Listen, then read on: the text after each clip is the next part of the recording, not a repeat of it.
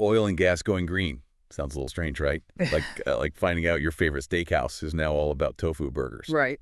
But that's what we're looking at today. EOG Resources, they're a big player in oil and gas, Mhm. and they put out this whole sustainability report for 2022. We're going to, dive into that. Yeah, and it's interesting, right? Because it's not just for like the environmentally conscious investor anymore. This is something that affects everybody, investors, people living near their operations, anybody who, uses energy, cares about the future of energy. It's a lot to unpack. It is. It's a dense report. Hmm? But the main thing is they're trying to make money, obviously, but also be environmentally responsible at the same time. Right. They even say in their letter to stakeholders, we measure that investment like all others at EOG. Yeah. What are the expected returns and impact to improving our company? So can a big oil and gas company actually pull this off? Well, that's the million-dollar question, right? And they're banking a lot on their premium well strategy. Basically, these wells, they should get at least a 30% return, direct after tax, even if oil drops to $40 a barrel. Wow. So even if the oil market crashes, they're still making bank. That's some planning ahead. Exactly. They're saying this financial stability lets them invest in greener practices without, hurting their bottom line. Makes their sustainability less dependent on, the ups and downs of oil prices. I mean, that's smart if they can make it work, but do they actually have enough of these premium wells to make it last? Well, they claim to have a huge portfolio, like 16 different plays across 9 basins. We're talking a potential 10 billion barrels of oil equivalent in premium resources.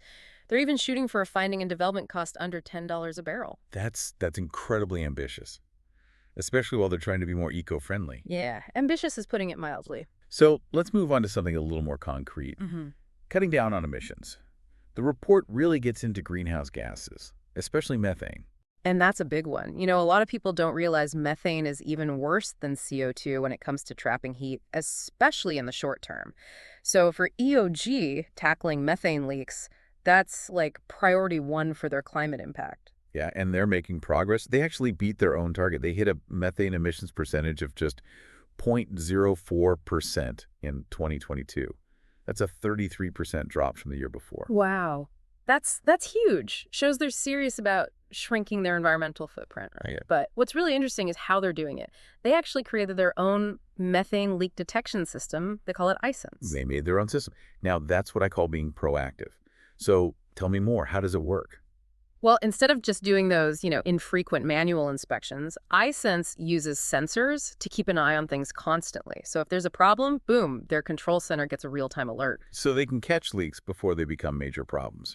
This iSense thing, that has the potential to change the entire industry, right? Oh, absolutely. If this tech takes off, it could drastically reduce the environmental impact of oil and gas production. Definitely. Now, let's talk about another big resource for oil and gas. What? Water. EOG says they have a life cycle approach to water management.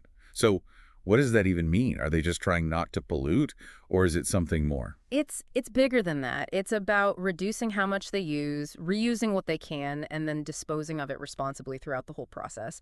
And, the numbers are actually pretty impressive. Last year, 58% of the water they used was reused water. That's pretty good.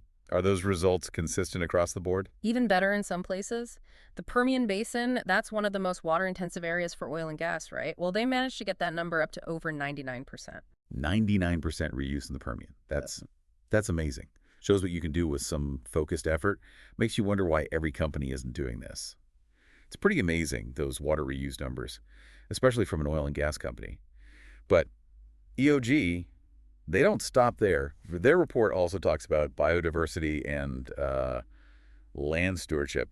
I got to say, those aren't exactly the first things that come to mind when I think about oil and gas. It's true. You don't usually put those things together, but EOG seems to be really thinking ahead, They want to minimize their impact on the ecosystem from exploration and production all the way to, reclaiming the land they've used. So how does that actually work in practice? Are we talking basic cleanup, or is there something more to it? Oh, they're going beyond just fixing the damage. For instance, they're using drones and LiDAR, light detection and ranging to create these super detailed 3D maps of their operating areas. Drones and LiDAR. Okay, that does sound pretty high-tech. Not exactly what you picture when you think of oil fields. It is pretty cutting edge. These tools let them identify and avoid sensitive habitats much more effectively. It's like having a really precise bird's eye view before they even start digging. But what's even cooler, I think, is their focus on actually restoring the ecosystem. Restoration, not just avoiding damage. Okay, now we're talking.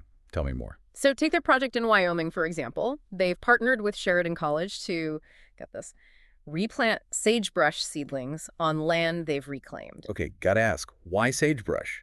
Is it like a common plant there, or is there something special about it? It's not just about it being common, it's about it being vital. Sagebrush is what they call a keystone species in that region. Means it plays a crucial role in the overall health of the ecosystem. By replanting it, EOG is helping bring back the native plants and animals that depend on that specific habitat. That's really cool. That's a company actually trying to help the environment heal, not just, do less damage. Mhm. Are there other initiatives like this in the report? Yeah, definitely. They're involved in these things called candidate conservation agreements. It's where they work with landowners and the U.S. Fish and Wildlife Service to protect species that are threatened or endangered. And in Texas, they've teamed up with this organization called Texan by Nature to restore native grasslands and create habitats that help pollinators, like bees and butterflies, to thrive. Hold on. So we're talking about an oil and gas company helping bees and butterflies. Yeah. Now, that's not something you hear every day. It really shows how they're incorporating environmental concerns into everything they do. But we've covered a lot. Cutting emissions, water management, protecting biodiversity. It's a lot to digest. So what's your overall take on their sustainability efforts? Honestly, it's kind of a mixed bag. There are some seriously impressive things they're doing, no doubt.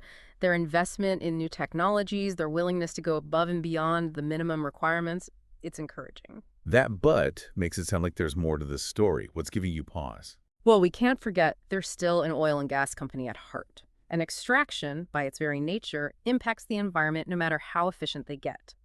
The big question is, can they really balance making a profit with these long-term sustainability goals? So that leaves us with the big question.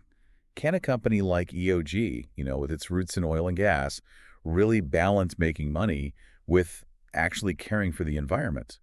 Or are those goals just fundamentally opposed? The million-dollar question, right? And like most things that really matter, the answer is, well, it's complicated. I mean, EOG is clearly trying, right? They're investing in technology, cutting emissions, focusing on things like water and protecting biodiversity.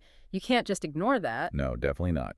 But let's not shy away from the hard part here. No matter how efficient they get, extracting fossil fuels is always going to have an impact on the environment. Yeah. So can you really mitigate those impacts enough, especially with climate change being such an urgent issue, and still, make a profit? How do you even begin to measure what's acceptable there? That's the crux of it. There's no simple answer, no magic formula. It's a complex equation, and the variables are constantly changing. How quickly we adopt renewables, how affordable and reliable those alternatives are, and of course, the ever-growing global demand for energy as the population increases and economies develop. And we can't forget the social and economic side of it either. Oil and gas, they provide jobs, they support communities, they're part of national energy security. It's not like we can just snap our fingers and wish those realities away. Exactly. It's a multifaceted problem with no easy solutions. But EOG's report, it does highlight a few key takeaways that I think are important for everyone. So what are they? What should our listeners be taking away from all of this? First, it challenges the assumption that the energy industry is like this unchanging monolith. Companies like EOG are actively exploring ways to operate more sustainably. Okay, yeah. That's important because it means change is possible even in industries that, seem resistant. What else? Transparency is key. EOG is putting their environmental data out there for investors, regulators, the public, everyone to see. That kind of accountability is crucial if we're going to see real progress. And last but not least, sustainability is a journey, not a destination. There will be bumps in the road, setbacks, unexpected challenges, even with the best intentions. The important thing is that companies like EOG keep learning, keep adapting, keep striving to do better. So where does that leave our listener, the person at home, trying to make sense of all this? It means we all have a role to play in shaping the future of energy. Stay informed, ask tough questions, support companies that are genuinely committed to, balancing profit with protecting the planet. Because at the end of the day, it's not just about reading these reports, it's about demanding action. Well said. And that brings us to our final thought for you to ponder. EOG talks about balancing financial returns with environmental responsibility. But can we as a society really afford to wait for the free market to solve the climate crisis? Or do we need bigger, more fundamental changes to truly transition to a sustainable energy future? Something to think about. We hope this deep dive into EOG Resources has given you a new perspective on just how complex sustainability is in the oil and gas industry. Keep asking those tough questions, keep digging for answers, and until next time, keep diving deep.